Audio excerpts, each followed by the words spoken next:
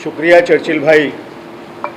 बार बार ये हुक्म हो रहा है कि बहुत शॉर्ट में बोलिएगा, तो अगर वक्त ना हो तो मैं बस ये कहकर चला जाता हूँ कि महात्मा गांधी जिंदाबाद।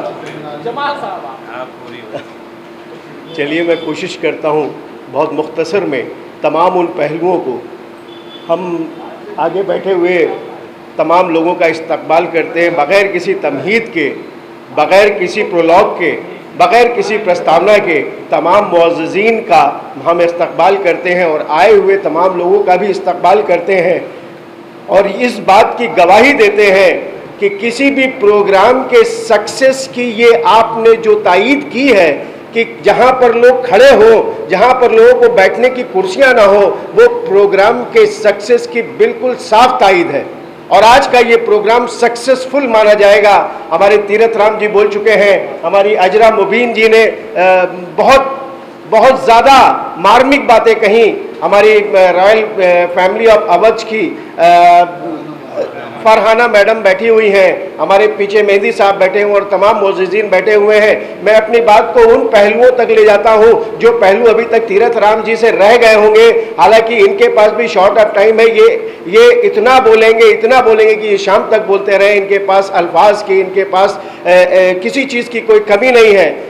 मैं सिर्फ ये बात कहना चाहता हूं कि गांधी कैसे बनता है, गांधी को गांधी कैसे बनाया जा सकता है। हमें उन अवराक को खोलने की जरूरत है, हमें उन पहलुओं को खोलने की जरूरत है, हमें उस कांग्रेस को भी जगाने की जरूरत है जिस कांग्रेस का एक हिस्सा गांधी जी थे, जिन्होंने साउथ अफ्रीका में जाकर के अब जिस तरीके से रिबेल होकर के जिस तरीके से उन्होंने लोगों के लिए लड़ा, वो एक बहुत अहम पहलू है। वहां पर हम लोग पहुंचते जरूर हैं, ट्रेन पर गांधी जी को उतार करके उसके बाद के हिस्से को भूल जाते हैं। मैं आपको उनके बचपन में नहीं ले जाता हूं, जहां उनको इंग्लैंड जाने के लिए दिक्कत हुई थी, जहां उनको उनका हुक्का पानी बंद कर दिया गया था, जहां उनको परिवार से बेदखल कर दिया गया था, जहां यह शर्त रखी गई थी अगर इस शख्स को कोई शख्स शिप तक छोड़ने जाएगा तो वो आदमी के साथ हम बैठ करके खाना नहीं खाएंगे। और उसके बाद इंग्लैंड में कितनी परेशानियां झेली, भूखे रह करके उन्होंने कोक पी करके,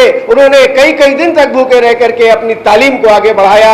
वहां अंग्रेजी की तालीम ली, वहां लैटिन की तालीम ली, वहां लॉ की तालीम ली और फाइनली 91 में, जून 91 में वो हिंदुस्तान वापस आ गए। और जैसा कि अभी बताया था कि मेमन ब्रदर्स की फर्म, जिनमें दो भाइयों में, कजिन्स में आपस में झगड़ा था, 40,000 पाउंड के लिए वो आपस में लड़ रहे थे, इनको हायर किया गया। 1 साल इनका हिंदुस्तान में जाया हुआ, वकालत करने की कोशिश की, लेकिन इनके जज्बा और इनका जो कैरेक्टर था इनको कभी मुनासिब नहीं लगा, वो वकालत का पेशा इनको मुनासिब नहीं लगा, क्योंकि वकालत के पेशे में दंड बंद करना पड़ता है, झूठ बोलना पड़ता है। और ये आदमी सत्यवादी था जो हरिश्चंद्र के कहानियों को सुनकर बड़ा हुआ था, जो श्रवण कुमार को सुनकर के बड़ा हुआ था, जिसने स्कूल में अपने बगल में बैठे हुए बच्चे की अंग्रेजी की नकल नहीं की। जब इंस्पेक्टर ऑफ स्कूल्स आया और टीचर ने कहा कि नकल कर लो, इस बंदे ने नकल नहीं की, हमेशा सच बोला।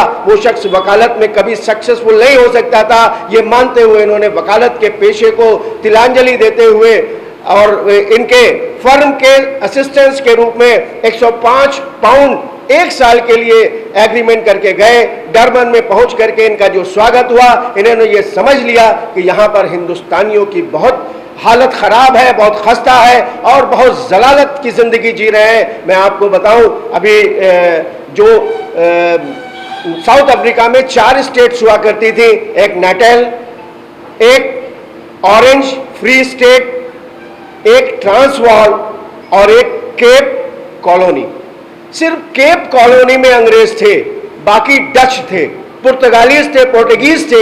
और ये वही पोर्टुगीज थे जो हिंदुस्तान में 1500 में आए। सबसे पहले थे वो भी यूरोपियन और थे ये भी यूरोपियन, लेकिन 1500 में हिंदुस्तान आए, पहले हिंदुस्तान पर काबिज हुए, बाद में लड़ाई लड़ करके और इन्होंने, अंग्रेजों ने खदेड़ दिया, लेकिन वहां पर इनका वर्चस्व था।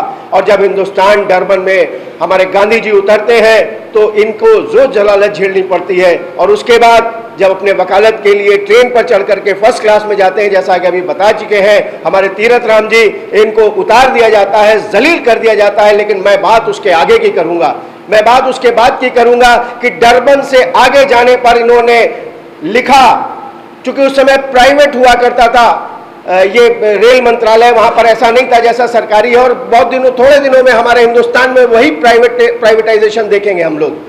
प्राइवेट हुआ करता था रेलवे, और रेलवे के अधिकारियों को पत्र लिखा, अपने अब्दुल्ला भाई को पत्र लिखा, और यहां तक कि उन्होंने एडमिनिस्ट्रेशन को पत्र लिखा, और उसके आगे जाने के लिए ये बात खत्म हो गई। एक सिक्रम घोड़ा गाड़ी पर इन्हें बैठा करके ले जाया गया। जब इन्हें प्रिटोरिया जाना था, प्रिटोरिया के रास्ते में घोड़ा गाड़ी पर एक शख्स जो उसका ऑर्गेनाइजर था, उसने धक्के दे करके इनको उतार दिया। जब उसको पहले तो उसने बाहर बिठाला, और उसके बाद उन्होंने उसको जब सिगरेट पीनी थी बाहर निकला, और उसने कहा कि तुम पावदान पर बोरी बिछाकर बैठ जाओ। इन्होंने मना किया, और मना करने पर उसने वो थप्पड़ मारे कि वो वहीं पर लहूलुहान होकर गिर गए।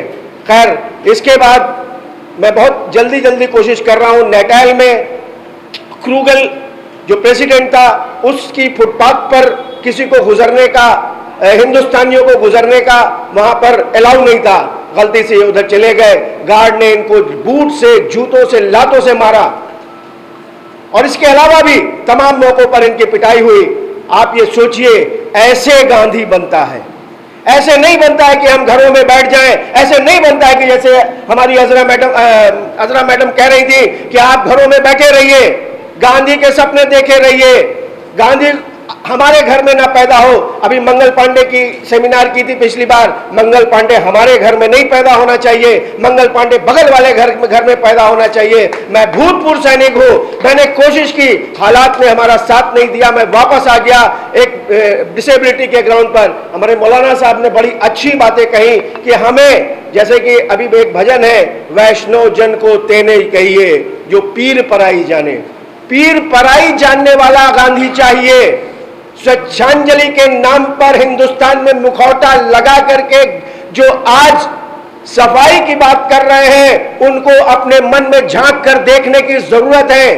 उन्हें अपने जहन में झांक करके देखने की जरूरत है। उनको अपने जहन को साफ करना होगा, उनको अपने मन को साफ करना होगा। और इतना ही नहीं, हम उन कांग्रेसियों की भी बात करते हैं जो फॉलोअर है गांधी जी की, उन्हें वो पढ़ना होगा कि किस तरह साउथ अफ्रीका में गांधी जी के साथ बर्बरता हुई, और उसके बाद उन्होंने वहां पर इंडियन ओपिनियन नाम का अखबार कायम किया, उन्होंने इंडियन एम्बुलेंस कोर कायम की, उन्होंने वहां पर फिनिक्स फॉर्म कायम किया 100 एकड़ का, जहां पर लोगों को ले जा करके, जैसे यहाँ शांति निकेतन था। और इसके अलावा अभी ब्लैक एक्ट की बात कर रहे थे, ब्लैक एक्ट पर थोड़ा क्लैरिफिकेशन मैं और कर दूं कि हिंदू और मुस्लिम मैरिजेस नल एंड वाइड मानी जाएंगी, उन्हें क्रिश्चियन मैरिज के हिसाब से मैरिज करना पड़ेगी, और ये उन लोगों के लिए था। बहुत खास बात आपको बताने जा रहा हूं, वो गिरमिटिया मजदूर जो 1860 में हिंदुस्तान से अंग्रेज वहां पर ले गए डायमंड की खुदाई के लिए, लेबर के लिए, और वहां पर खादानों में काम करने के लिए। 1860 में गिरमिटिया मजदूर का मतलब ये एग्रीमेंट में जाते थे, और ये एग्रीमेंट बदल करके गिरमिटिया हो गया, और गिरमिटिया 5 साल के लिए जाते थे। लेकिन अगर किसी को गिरमिटिया मजदूर की हिस्ट्री पढ़नी है, अगर उसके बारे में जानना है, तो आप प्रेमचंद की कहानी शूद्र जरूर पढ़िए। प्रेमचंद की कहानी शूद्र पढ़ करके देखिए, उसके हालात में वो ऐसे हालात थे, वो मैं माइक से पब्लिक में बताए नहीं जा सकते। वो हालात थे हिंदुस्तानी अवाम के। 50,000 हिंदुस्तानी वहां पर थे, 30% वहां पर गिरमिटिया मजदूर थे, बाकी लोग वहां बिजनेस करने वाले लोग थे। सड़कों पर निकलना, 9 बजे के बाद घूमना या अपनी मर्जी से रहना वहां पर अलाउ नहीं था। एक मौका आया जब सारे हिंदुस्तानियों को सारी उंगलियों के फिंगरप्रिंट, सीएए और एनआरसी लागू किया गया वहां पर, उसके खिलाफ आंदोलन हुआ। खैर, ये सारी की सारी लड़ाइयां लड़ी, वक्त कम है। उसके बाद गांधी जी 1894 में हिंदुस्तान आए, वापस अपने बच्चों को लेकर गए। तब एक बच्चा था, अपने भतीजे को लेकर गए। जब शिप से वहां पहुंचे तो शिप को घेर लिया गया, पोर्ट को घेर लिया गया, सारा का सारा। चूंकि हिंदुस्तान आने के बाद उन्होंने साउथ अफ्रीका के लोगों के बारे में लिख करके तमाम लोगों को भेजा, ब्रिटेन को भेजा, साउथ अफ्रीका को भेजा, हिंदुस्तानी प्रेस को भेजा, ब्रिटेन प्रेस को भेजा। इसलिए एक तरीके से साउथ अफ्रीका एडमिनिस्ट्रेशन उनके खिलाफ हो गया और जब वहां पर ये आए तो इनको घेर लिया गया, आसानी से उतरने नहीं दिया गया, आसानी से यहां तक के 5 दिन का क्वारंटाइन, ये बहाना बनाया गया कि मुंबई में कॉलरा फैला हुआ है इसलिए हम आपको उतरने नहीं देंगे, और तैयारी ये थी कि इनको किसी तरह पीटा जाए। खैर, वहां के सुप्रिंटेंडेंट ऑफ पुलिस जो अंग्रेज था उसने इनका फेवर किया और इन्होंने कहा कि जब 5 दिन गुजर गए और कोई चारा नहीं बचा तो इनको उतारा गया।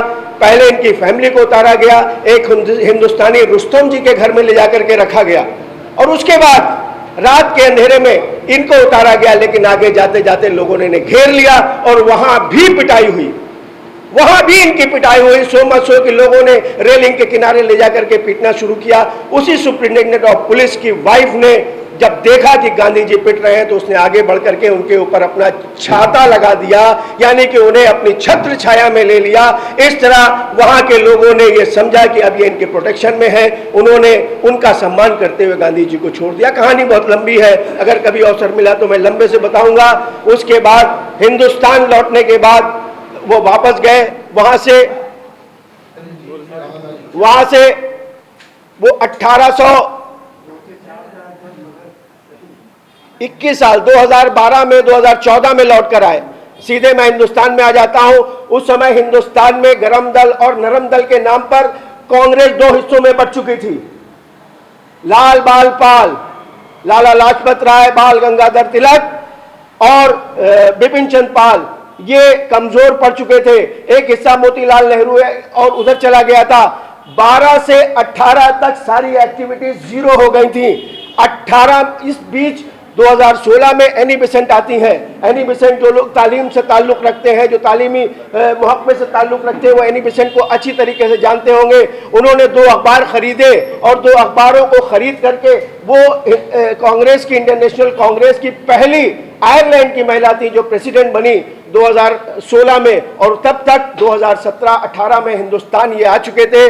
गोपाल कृष्ण गोखले ने इनको विशेष आमंत्रण किया था। गोपाल कृष्ण गोखले एक्चुअली जेल में चले गए थे। उस समय सारी की सारी आपकी क्रांतिकारी गतिविधियां शून्य हो गई थी। लेकिन जब ये वापस आए तो सबसे पहला ये बताना जरूरी है, ये अवाम को बताना जरूरी है, ये हिंदुस्तान को भी बताना जरूरी है कि सबसे पहला जो गांधी जी ने अपना काम उठाया वो ओटोमन साम्राज्य 1914 से 18 तक के पहला वर्ल्ड वॉर हुआ था। उस समय इन्होंने खिलाफत मूवमेंट को अपना समर्थन दिया।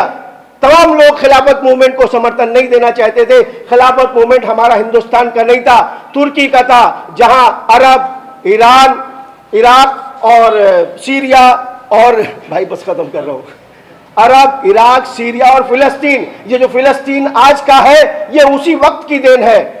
उस फिलिस्तीन के समर्थन में गांधी जी ने अपना खिलाफत मूवमेंट को समर्थन दिया। हालांकि यहाँ बहुत कंट्रोवर्सी हुई, लेकिन उसके बाद चंपारण में नील उद्योग होता था, जो अंग्रेज उनको जबरदस्ती 3 कठिया नियम लागू था। किसी भी किसान को नील की खेती करना जरूरी था। नील की खेती से फायदा नहीं होता था। उनके मनमाने कॉन्ट्रैक्चुअल नील की खेती होती थी। नील वो खरीद लेते थे अपने मनमाने रेट्स में, और उससे किसानों की जमीन भी बर्बाद हो जाती थी। इस तरह वो लड़ाई शुरू हुई। खैर, इसके आगे तमाम लोग जानते हैं, तमाम मूवमेंट्स हुए, उस पर नहीं जाऊंगा। 1942 में क्विट इंडिया मूवमेंट, कभी मौका मिला तो क्विट इंडिया मूवमेंट पर लंबी बात होगी इंशाअल्लाह। मैं मुबारकबाद देता हूं सज्जाद भाई को कि एक ऐसे दौर में जब नींद नहीं आती है, एक ऐसे दौर में जब नींद नहीं आती है, अजीब शख्स है, ख्वाबों की बात करता है। इन्हीं बात के साथ मैं अपनी बात को खत्म करता हूँ। शुक्रिया, मेहरबानी। अब मैं दावत देता हूँ फरहाना मालकी जी से, जो रॉयल फैमिली और से ताल्लुक़ रखती हैं, अपने विचार पेश करें।